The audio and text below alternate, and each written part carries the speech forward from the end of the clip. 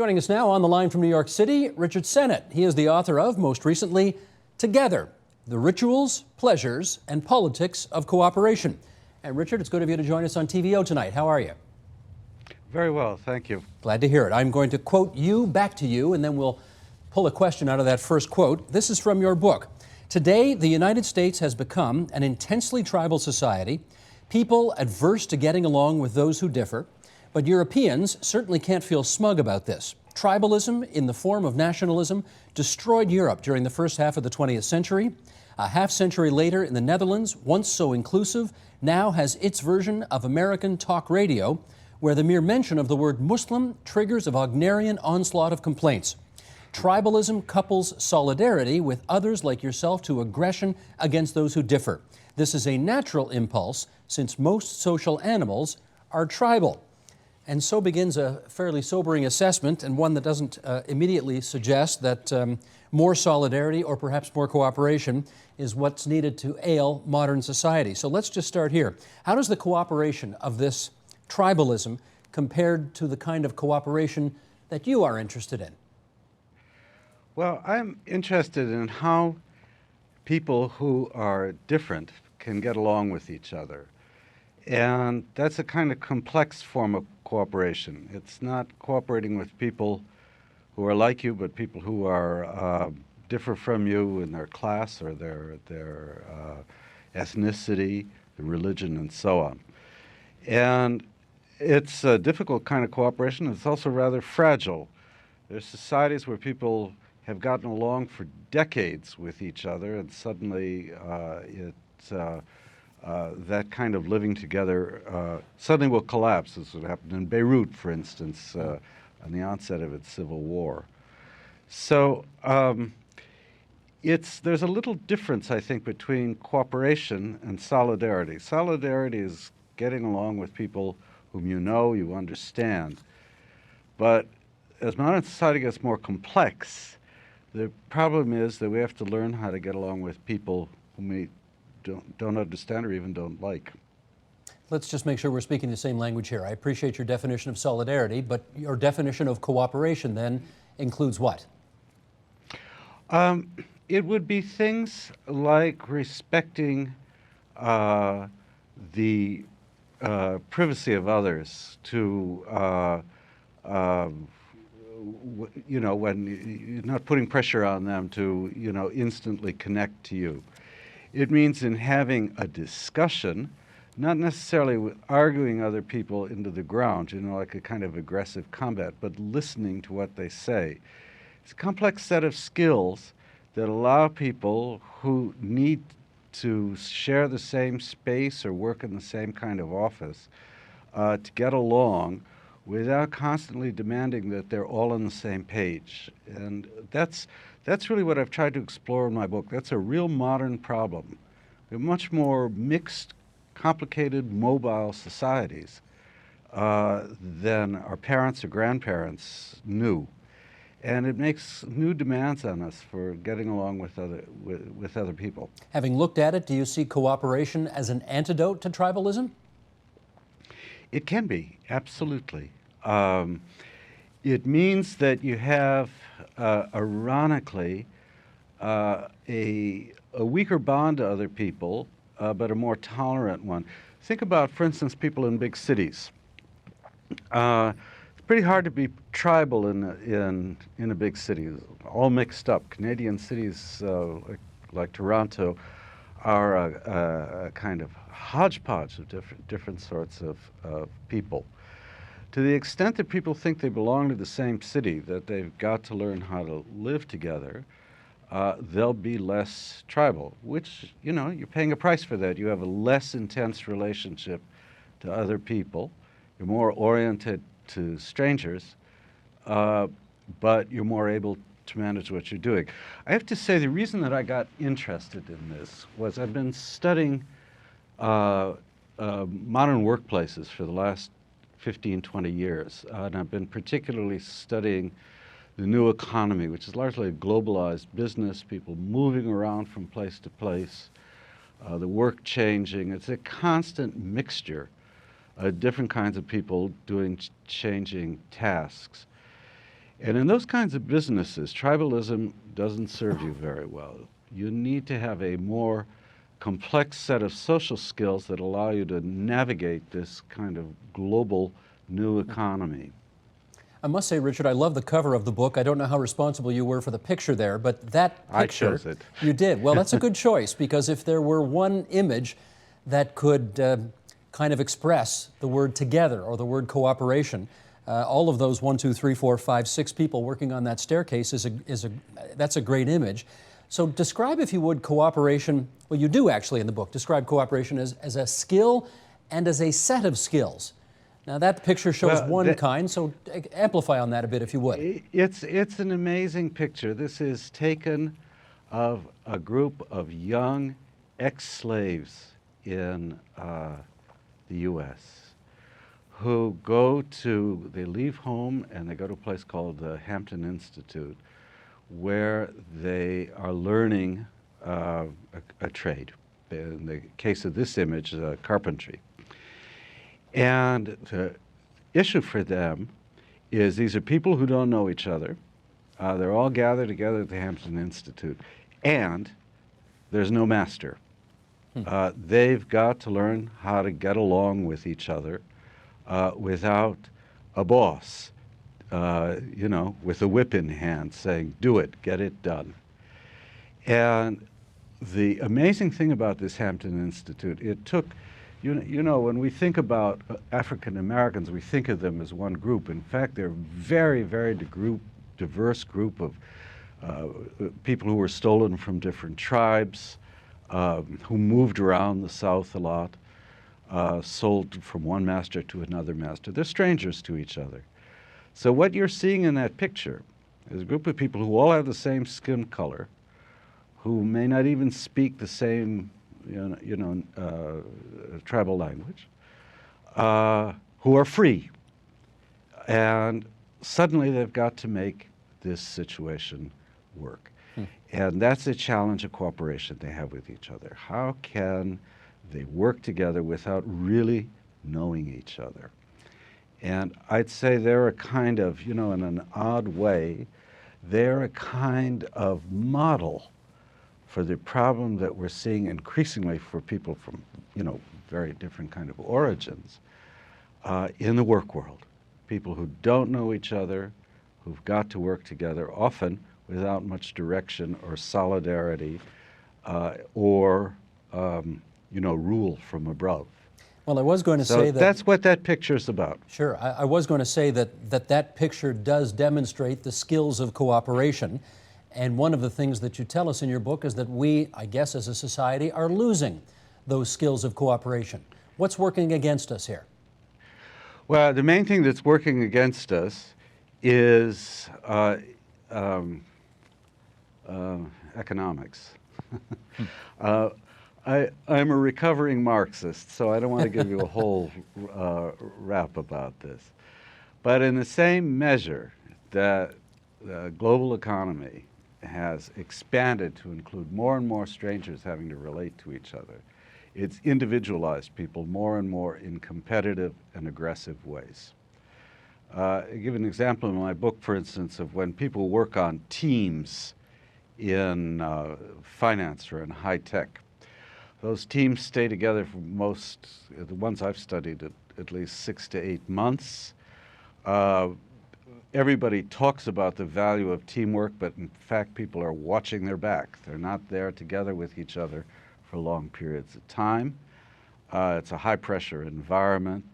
They're very individualized, and what somebody else gains, you lose. And we're seeing a lot more of that in the modern economy. Institutions like labor unions, which used to keep people in some kind of social relation to each other, are withering in Europe as well as the US. So the kinds of bonds that restrain aggressive competition are weakening at the same time we're throwing more strangers in the same pot together. And in my view, as I say, I'm trying to recover from Marxism. How's that going anyway? Not so well. But I still think that this is This is one of the basic root causes of why we're having so much trouble cooperating. You see it in schools. I mean, in economies, in countries like the US and Britain, which, you know, privilege individual aggressive competition, you see it come down into the schools where young children study much less with each other than in Scandinavian countries, for instance, where there's to try and balance cooperation and competition among adults. It also reflects itself in schools among kids. Kids are willing to study with each other rather than think like, God, if I explain to him how to do this, solve this problem on a test, he might get ahead of me, or I've got to do him down. So I think we've got to find some way of we can't get rid of competition, but we have to find some way to put it in a balance, particularly when we're talking about, complex labor situations where we're dealing with lots of people we don't know outside the workplace. Let me ask you about the online world, because much of what we see in the online world exacerbates all of the things that you decry in the book. But do you think that the wired world also offers us some opportunities for meaningful cooperation? Absolutely. I think the problem with a lot of the social technology we have now is that we don't know how to use it well. It's not that there's something wrong about being online, but that oftentimes we're pretty klutzy or pretty primitive in the way we use this. In my book, I describe a program called Google Wave, which was an attempt Google's always trying to colonize this world, to get people to cooperate at a distance for serious work. It's not social networking, it's work networking. And the program failed, not because there was anything wrong with the algorithms, but because it had a wrong notion of cooperation, which was that when you work together with other people, you want to get closer and closer to a unified point of view, to being on the same page. You get rid of subtext, context, all of that. The screen, increasingly in this Google Wave program, shows you what everybody can agree on, which is frequently the most trivial things that people deal with when they're working together. So it's simplified, and the program failed. It's off the market now, and I was one of the beta testers for it. The thing about complex cooperation is that it produces complex webs of understanding, results. You solve a problem and you find a new problem as a result of that. All of that we can use technology for, but we can't use it if what we want is simplified, user-friendly, quick, kind of instant communication, which makes things, when we're online, simpler and simpler for us. I'll give you another example of this. Email is turning out to be one of the great mistakes, technological mistakes of all time. And the reason for it in businesses is simple, that if you get 200 or 300 emails a day, your attention span to each one of them goes diminishes, way, yes. way down. You've got this mass of stuff waiting for your attention. When you really want to get somebody to focus on something, you have to get them off email. They have to, it's called a telephone, and you pick it up and you speak into it, and that person listens. People who multitask tend to do lower quality work we found in some forms of online activity than people who are offline, and so they're focused on one kind of task. So that's what I mean about using the technology badly. We're going to have to find an alternative to email, which wrecks productivity in very complex situations. We'll find a technological alternative to it. But our instant impulse is to use this technology to make things simpler rather than expand kind of the field of communication between people. So I'm a believer in it. I think the problem's in us. It's not in the algorithms. Let me ask you one more thing, and that is, since you quote the former leader of the Liberal Party of Canada in your book, Michael Ignatieff, I want to ask you a question about Canada. And that is, of course, for 4 decades at least now, we have in this country been pursuing a policy of official multiculturalism. I'm speaking to you from a city right now, the capital of the province of Ontario, where more than half the people who live in this city are born outside of Canada. But we have this, you want to talk together, you want to talk cooperation. We have this idea here that be different, be yourself, but be a part of something as well. How does that approach, which we've been practicing for 40 years here, square with what you're talking about? Well, first of all, may I say I've known Michael Ignatieff a long time, though never when he was in Canada. So I'm an admirer of what he writes. So, were you guys at Harvard together? No, we were in London together. Oh, okay. And so I'm prejudiced. To answer your question, what I'd say to you, or what I've thought about for myself, is that a lot of times what we get in multicultural discourse is compare and contrast. You Muslims do this, whereas we Christians do that. And there's an attempt to sort of confront each other with your differences. I don't think that's a good way to run a multicultural society. I think that when things are left ambiguous, when you don't have that kind of compare and contrast confrontation, when people are silent about things that they know they're never going to agree on, that's a better kind of social bond. Now we think, well, my God, this is terrible. People aren't really communicating. But, it's just, as you know, in a marriage or a love affair, silence is often a kind of great virtue, and it takes a skill to know when to be silent and when to speak up. So my worry about multiculturalism is that it's too quacky. It's too much a phenomenon of trying to surface where you're alike and where you're different. And what I like about living in big cities is that, we get that kind of mixture where we don't necessarily have confrontation every day in the street.